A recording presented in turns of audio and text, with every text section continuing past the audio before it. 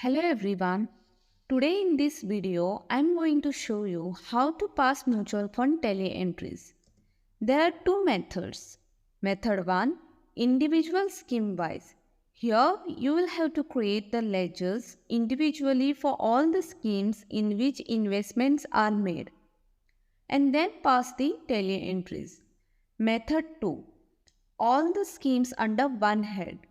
In this method, you need not create separate ledgers of all the schemes. Rather, all the mutual fund investment entries will be under one head, that is investment in mutual fund. In method 1, that is individual scheme wise, create 5 ledgers as mentioned below. Scheme name. Please create all the scheme ledgers separately under head investment. Okay, so if you have 4 schemes, then create 4 schemes ledgers that will come under investment head. And all these gains, that is debt short term capital gain, debt long term capital gain, equity short term capital gain, equity long term capital gain, will come under indirect income. So you will have to create 5 ledgers in this method. Now let's see pros and cons for this method. Pros: exact valuation. Since you create ledgers for all the schemes individually, you will get to see exact valuation in mutual fund statement. If entries are passed correctly, exact mutual fund statement will be replicated in tally. Cons: it is time consuming. In case there are many schemes in which there are switches or transfer of funds within schemes, then multiple entries are to be passed, which is very time consuming. Moving on to the next method, all schemes under one head. Same like method 1, you will have to create total 5 ledgers over here. Okay, the capital gain ledgers will remain same. Only you will have to create a one head, that is mutual fund investment. You need not create all the scheme wise ledgers in this method. Let's see the pros and cons for this method. Pros: easy for accounting. In this method, since we create single ledgers to enter all the schemes under one head, it becomes easy for accounting purpose, as without getting confused, we can pass tally entries under one head.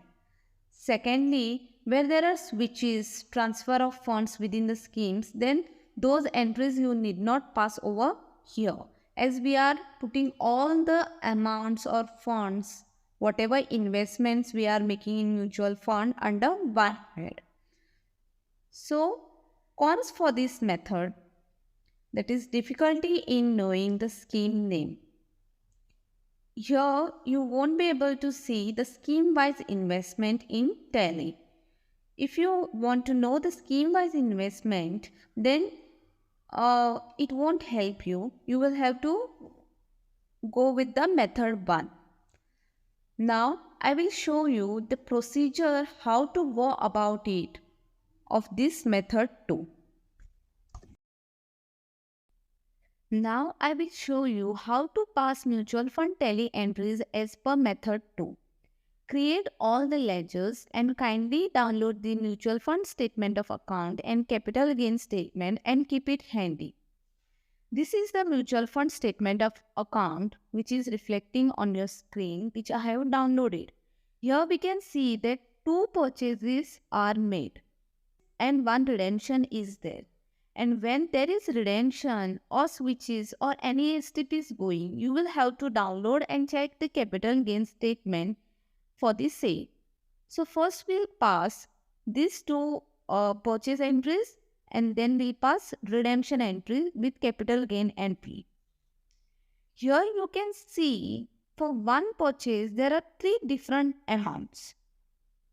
This is the amount which is debited from your account, and this is the mutual fund stamp duty which is deducted from your investment.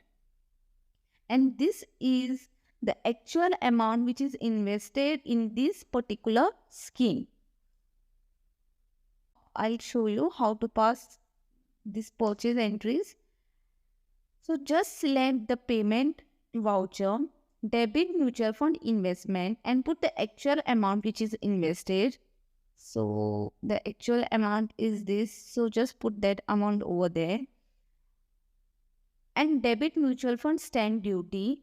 So you will have to create one more ledger, that is mutual fund stamp duty, under indirect expense. Okay, just debit mutual fund stamp duty and put the stamp duty amount which is mentioned in statement. Okay, and credit your bank account from which you have invested. And in the narration, just mention the scheme name in which you have invested, just for your reference. Similarly, you pass for this second purchase. So this is how we need to pass mutual fund entries when we invest in particular scheme. Now we'll see redemption entries. Since there is redemption, you will have to download the capital gain statement in order to check for capital gains. Now select receipt voucher. Since you have redeemed it, select receipt voucher, credit mutual fund investment, and check the capital gain statement first. Okay, this is the capital gain statement. Just see over here, there is a short-term gain under debt. So it is debt short-term capital gain. What is the short-term capital gain? 10,184.06. Just put that amount over here. Okay, this amount I will explain you from where this amount came. Whatever amount you have redeemed, just minus the capital gain statement from that amount and put this amount under mutual fund investment. And then credit debt short-term capital gain, that is 10,184.05, and debit the bank in which you have received the amount. So this amount is also reflected in over here in capital gain statement. Just check it over here. So this amount you have to put over here. Credit mutual fund investment, put the amount by minusing the short-term capital gain.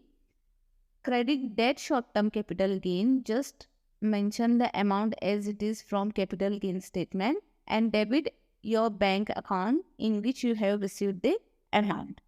So just save it. Okay. Now when you check your ledger mutual fund investment balance, it will tally with your statement of account in which you have invested. So the closing balance of mutual fund investment is 10,055.81. Just check the statement. Just check the cost amount, 10,056. Okay.